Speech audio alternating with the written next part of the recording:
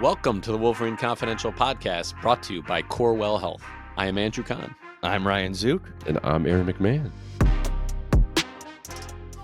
The Michigan football team went to Norman, Oklahoma on Saturday night and lost to the Sooners in a high-profile top 25 matchup.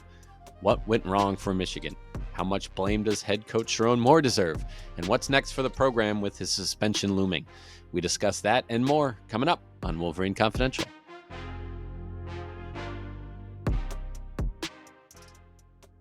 All right, guys, good to be with you here Monday morning, September 8th, a couple days after Michigan's 24-13 loss in the second game of the season at Oklahoma.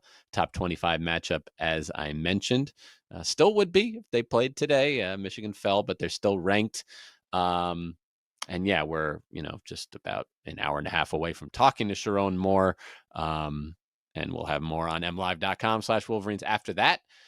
But to start with this game, if you guys don't mind, I just want to give my biggest takeaway and hear your thoughts. You two were there. I was watching on TV, which is a different perspective, I think. And my biggest takeaway is conservative decision-making by head coach Sherrone Moore and offensive coordinator Chip Lindsey kept Michigan from having a better chance to win this game. And it's twofold for me. One, the actual play calling, not enough deep shots, not enough QB runs.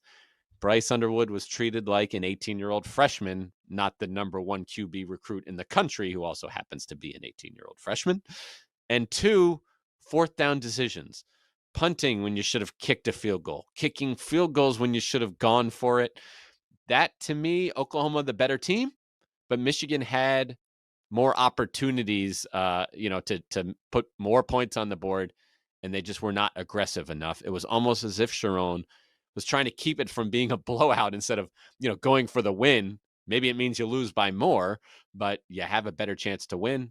Am I being too critical? No. I'll start with the Bryce stuff first. I generally agree with you, right? Like I think we came into this game Saturday expecting to see more out of Bryce, right? We saw a 5-star kid in his first game last week play good football, sound football, didn't turn it over.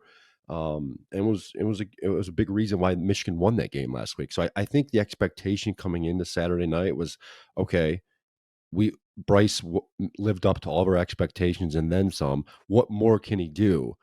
We didn't see it, right? It was almost a duplication of last week. They tried to get the short passing game going early. They refrained from the deep shots. They were hesitant about using him on the ground and his legs. They were clearly trying to protect him. Like you said, we're going to talk to Sherrone Moore later today. We will get Chip Lindsey later in the week, so we're going to hear more. I'm sure they will both be asked about this.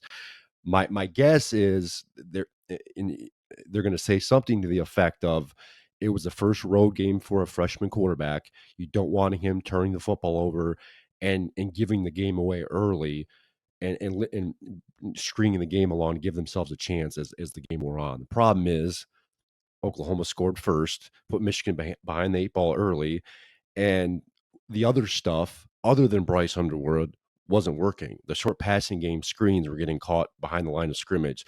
The run game wasn't working. So by the end of it, you're asking yourself, okay, do we unload Bryce here and let him do more and show what he can truly do? Or do we try and lean on the stuff that worked last week? So yeah, there's criticism to be had. There's no doubt about it. My guess is they're trying to bring Bryce along like they did JJ McCarthy a few years ago, and slowly kind of unload him. And that's, I think, what we saw on Saturday. Can you be frustrated about it? Yes, there's no doubt about it. Bryce probably could have done more, but there were enough problems around him. And don't take this the wrong way either. Bryce deserves some blame as well. There were some poor decision and communication issues in the passing game that hurt them as well, that could have counted for more points. And then as far as the play calling goes, I'm totally in lockstep with you. I mean, they could have tried a 55-yard field goal with Dominic Zavada there in the first quarter. They decided to punt on. They had a pair of 4th and 2s there in the second, I think it was the third and fourth quarter, that they decided to kick field goals on. They left points on off the board that could have turned this game into a much closer game than it ended up being. No, yeah, and I totally get what Andrew is saying too, and I do agree for the most part. I think maybe that on like the first drive or second drive, I think Bryce, they did have that one deep shot and the receiver didn't keep going and it was almost picked off.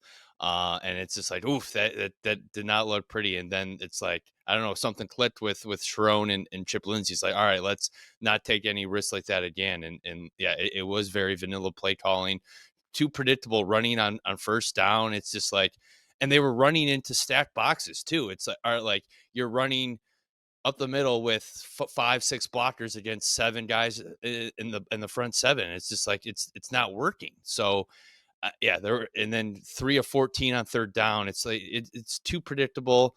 But again, Michigan's offensive line was not very good at all. The receivers weren't very good at all. You didn't have Marlon Klein, your number 1 tight end. So it's just like I don't know what else you're going to do there either. It was just a disjointed effort all around, miscommunication, just ugly. It was ugly offensively, and yeah, it's hard to. I mean, even if they light it up against Central Michigan, it's the test is against Nebraska.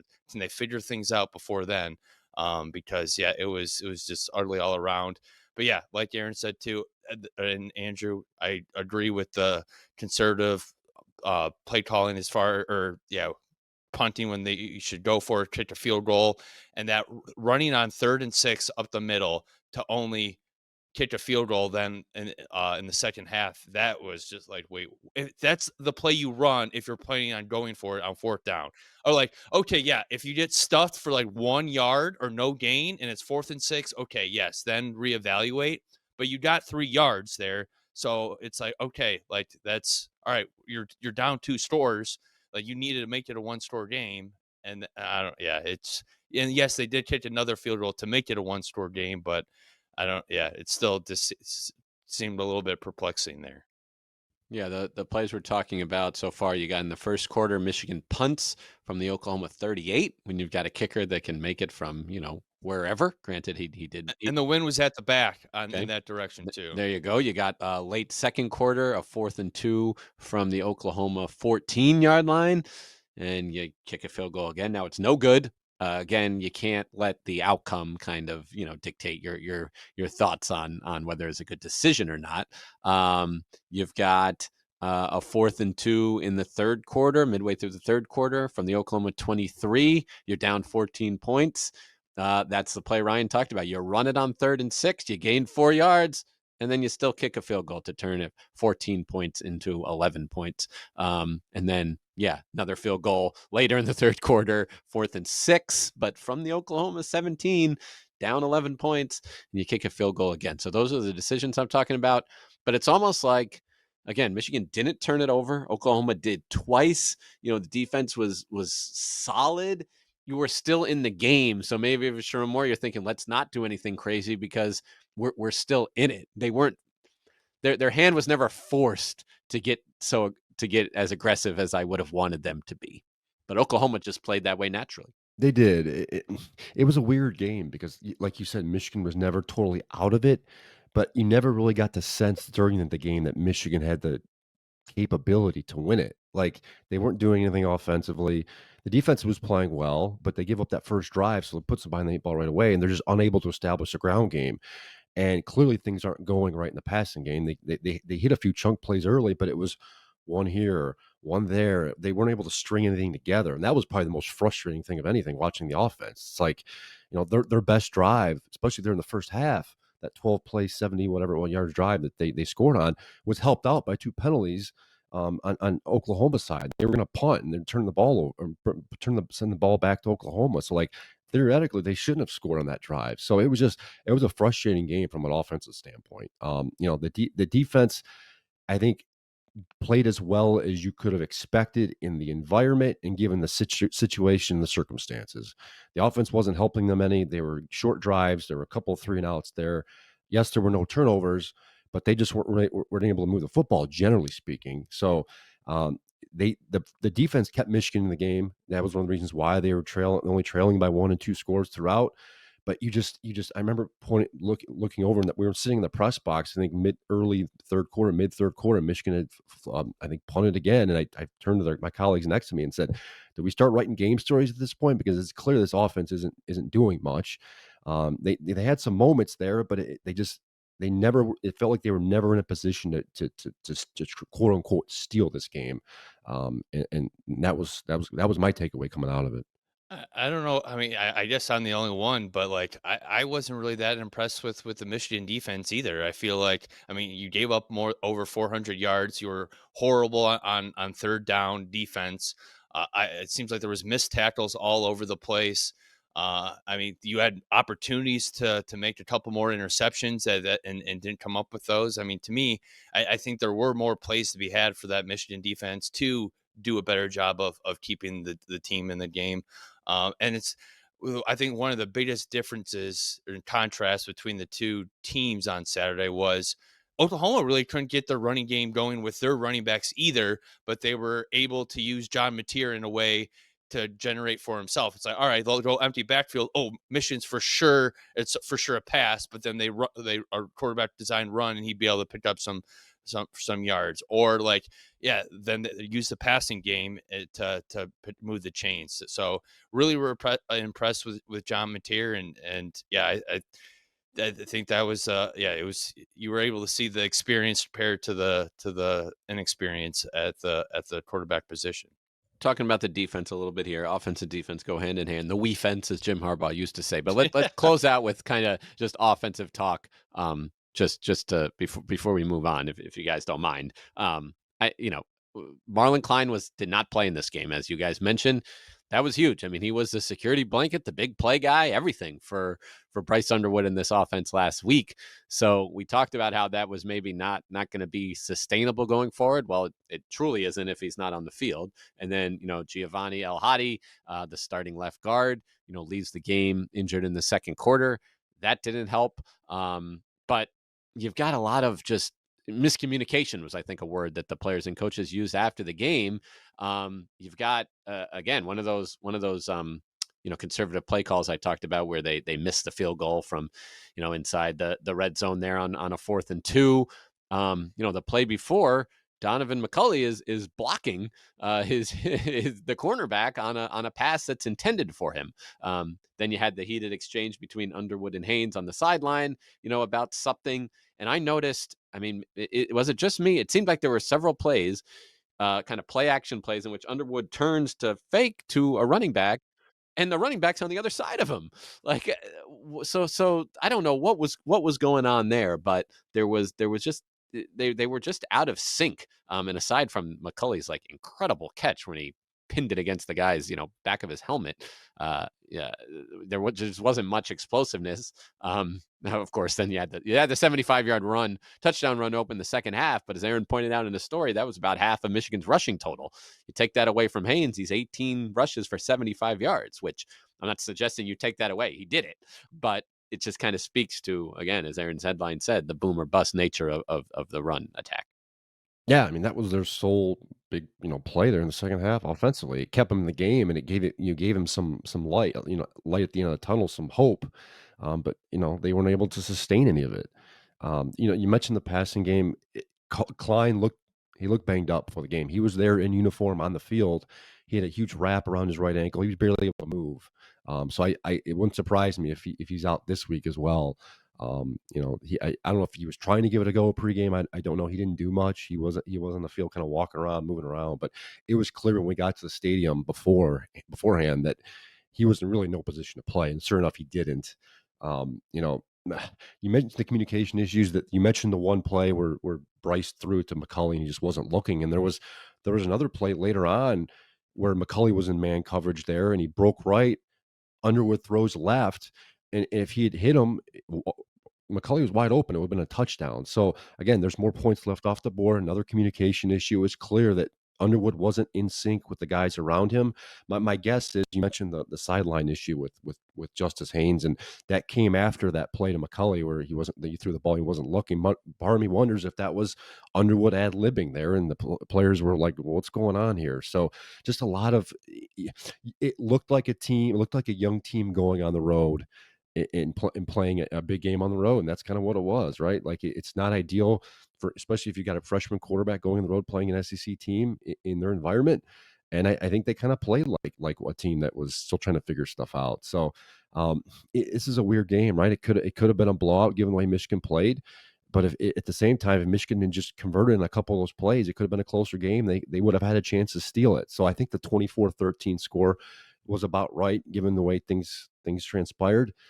Michigan just wasn't up to Oklahoma's stuff, wasn't up to the stuff with Oklahoma. Now, I think Oklahoma was underrated coming in this game. I mean, an AP voter, I had Oklahoma ranked ahead of Michigan, and they clearly, I thought, looked like the better team Saturday night.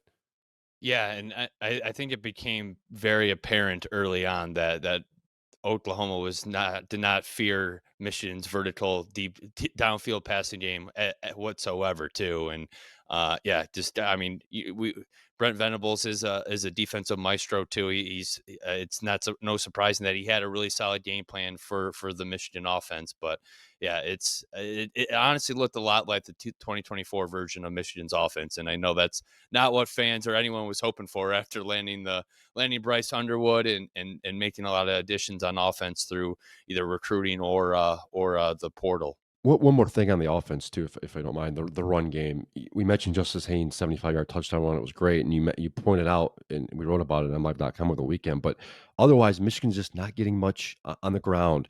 They need more from Jordan Marshall. You know, Justice Haynes got a lot of touches Saturday night, 19 carries, three receptions, 5 targets in the passing game.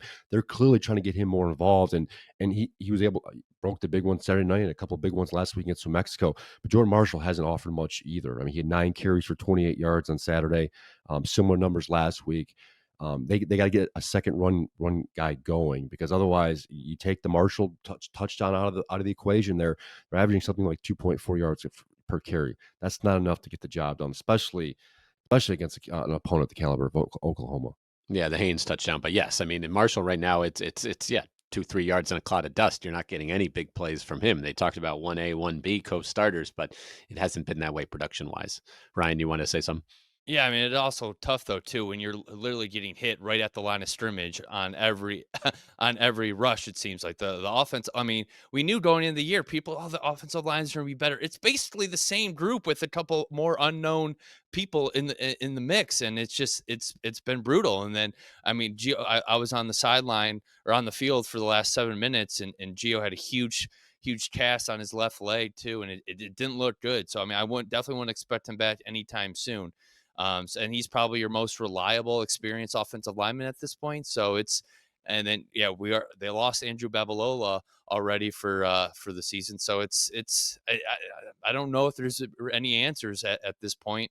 And this is going on year 2 of a position that's been the identity of this program during its 3 national championships. To see the play last year and on Saturday against a quality team is pretty shocking. And don't forget too, it's a position that the head coach was coaching. He had developed, he had groomed, everything else. So there's no excuse for the drop off here. There's none at this point. They need to get better up front. And look, they brought in additional help in the offseason. They brought in Juan Castillo, the veteran NFL offensive line coach, to help try and mold some of these guys into bigger, tougher, stronger, more physical linemen. They felt like they had that coming into the year. Through 2 weeks, you know, it's a question of whether this offensive line is really much better than it was last year. Life is beautiful and fragile. We fall. We get tired. And sometimes we get sick. But with Corewell Health, we are also strong. We fight disease. We battle cancer. We come together. We come back. We push forward. When the body breaks, we break through. Corewell Health. We can. All right, we hit on Michigan's defense a little bit already, but let's kind of dive in deeper here. Oklahoma opens the game with the 75-yard touchdown drive. 2 3rd-and-9s on that drive. The first one just a spectacular catch where ball's thrown a little farther. It could be an interception.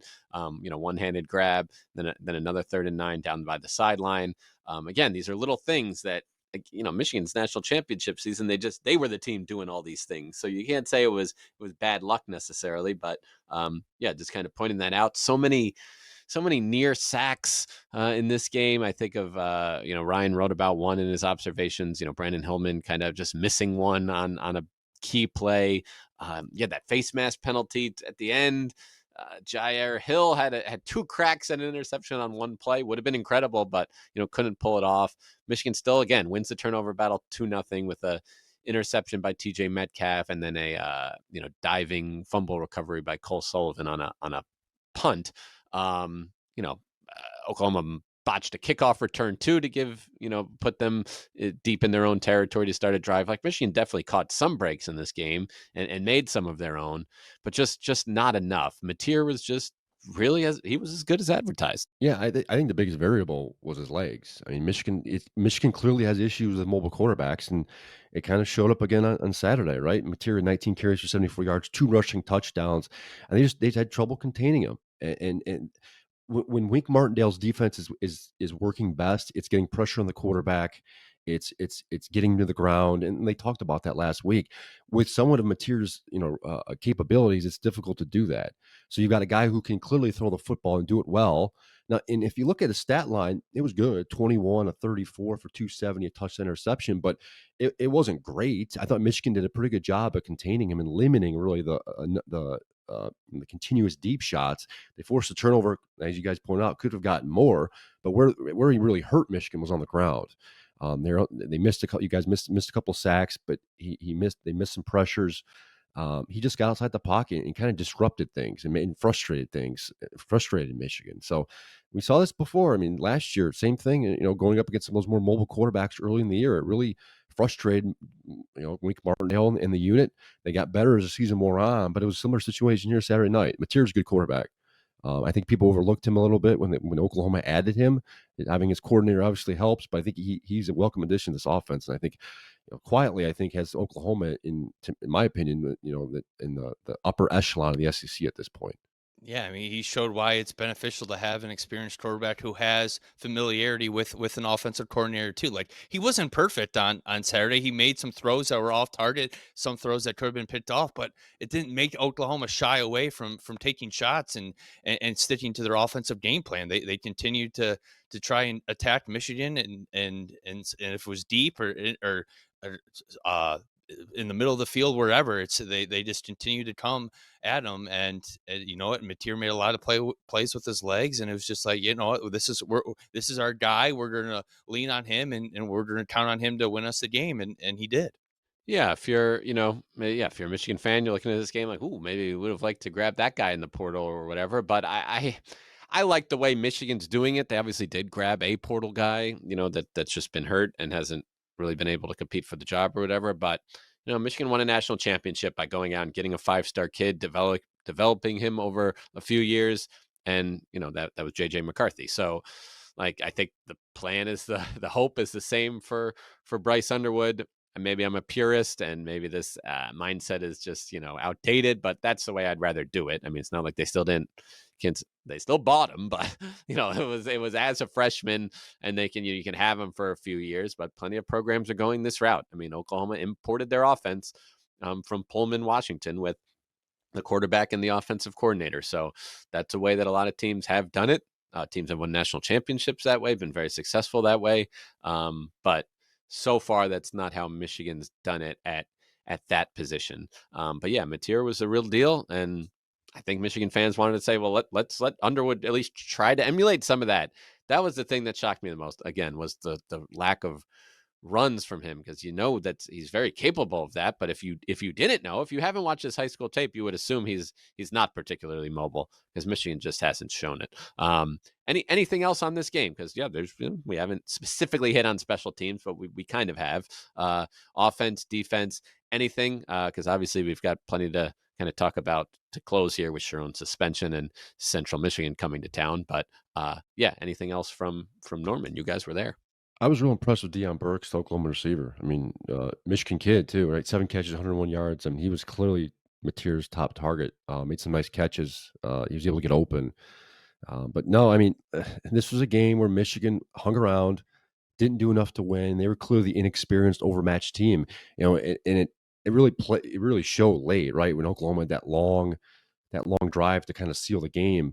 to score the field goal at the very end. It was a long, time-consuming drive. It took like 7-8 minutes off the clock, and you never got the sense that Michigan was able to do anything. So look, they were out toughed, out muscled. Any adjective you want to use from that 2023 national championship team, where they were the big bully. That's kind of what Oklahoma was Saturday night. They were just a better team. And in Michigan, there were flashes there. It wasn't like they got totally dominated, but it's clear that this team is better than New Mexico and not as good as this Oklahoma team. So we're going to find out more. Ryan said it earlier today. Like I think the next test is going on the road against Nebraska to open Big Ten play. I think we're really going to find out where this Michigan team is. Fortunately for them, they've got a break in between with CMU coming up. And look, if you were to ask Sherrone Moore and the coaches privately about having to go on the road and play Oklahoma week 2, they probably wouldn't have preferred it, especially with a freshman quarterback. This being his first road game, not ideal circumstances, not an ideal situation. But at this point, they've got nothing to do but learn from this and try and grow from it. You assume that Bryce will be able to do that. The receivers will be able to do it. But I think it's going to come down to the offensive line, how they can hold up, because you can't just win throwing the football as we've seen in the Big Ten. You've got to run it reliably and not just get a long run here, a long run there. They need to get some more sustainable runs going. So yeah, Michigan gets a chance to kind of right the ship here with Central Michigan visiting noon kick on Big Ten Network from Michigan Stadium. Sherrone Moore, just some clarification. Aaron wrote about this after the game. It's not a 2-week suspension. It's a 2-game suspension, but it's also not a 2-day suspension. It's like a long week. It starts on game day. So he can be part of the preparation for this game.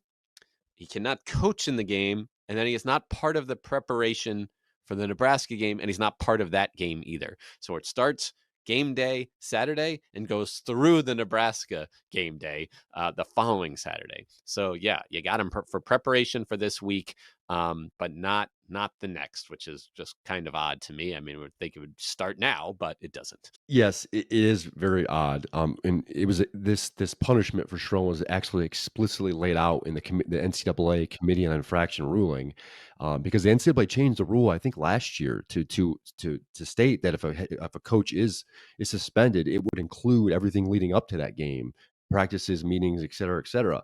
But this is a little different. He will be around this week. He will still be able to help prepare them for the game against CMU on Saturday. But once 12:01 a.m. hits the clock Saturday, he will not be allowed to be around the team. He probably won't be in the facilities. And he'll basically have what amounts to a 7-8 day vacation.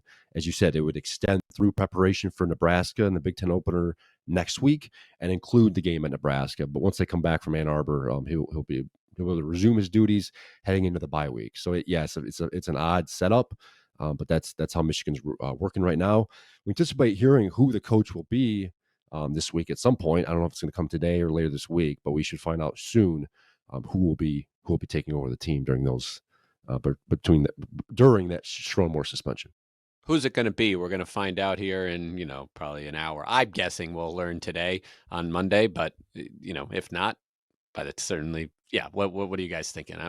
I'm leaning towards Biff Poggi, but I agree. Yeah, Sherrone didn't sound too willing to tell us Saturday night after the game. We asked, he didn't want to talk about it. So it could come today. It could come later this week. It wouldn't surprise me if we don't find out until Friday night. But Biff Poggi would be the leader in the clubhouse for me if I was a betting man. Chip Lindsey's also an option. We've talked about this in the past. He's got head coaching experience. I think Chip Lindsey has enough to worry about these next 2 weeks than to be a head coach. I agree. That's why I lean Biff at this point, right? He's on staff. He's got the associate head coach title. He's someone Sherrone leans on for advice. So you wouldn't have to do a lot of shuffling around, right? Like everyone kind of maintains their roles. Biff kind of maintains the structure of the schedule and the team. He can make those decisions on whether to go for it or kick field goals or punt on 4th down and everything, personnel decisions, everything else. But like he's been a head coach before, he knows how it goes. So it's not like this whole thing would be new to him. But yeah, Lindsey would be probably the second option for me. And a wild card no one's talking about that I don't think would be an option, but potentially I think Wink Martindale would be fascinating. He's never been a head coach in his career. But he's an experienced guy, some of the players respect and certainly would listen to. But no, I lean Biff at this point. And of course, Central Michigan coming to town, as I said, they're 1-1, just like Michigan. They won their opener at San Jose State. Close game in the first game of their new first-year head coach, but they lost 45-17 at Pitt on Saturday.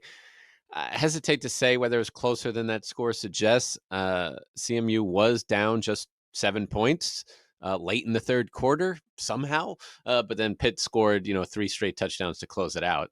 The CMU offense wasn't really moving the ball much, but they were being very efficient and with how they were scoring points and taking advantage of a turnover on a short field.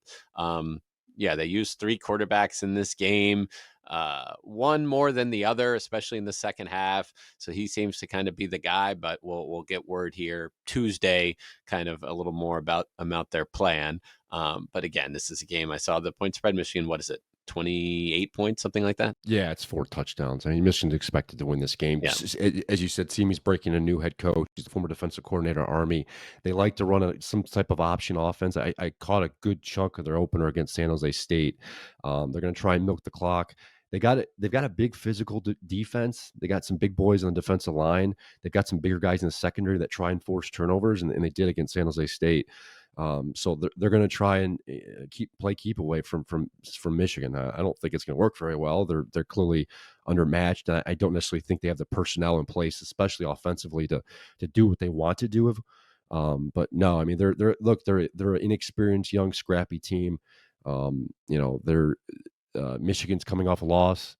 So it should be a Michigan blowout, but stranger things have happened as we've seen in college football. It is kind of surprising to see Michigan not face a MAC school and not be favored by more than 30 points. It seems like since their Big Ten run, like anytime they would play like a MAC opponent or similar, it would be 30 plus point spreads. But not to open this one. Yeah, so we'll have full coverage on MLive.com/Wolverine. Central Michigan, known more for its sports writers than its sports itself. But we'll have coverage leading up to that game and put a bow on the Oklahoma game with Sherrone Moore this afternoon. Thanks for listening.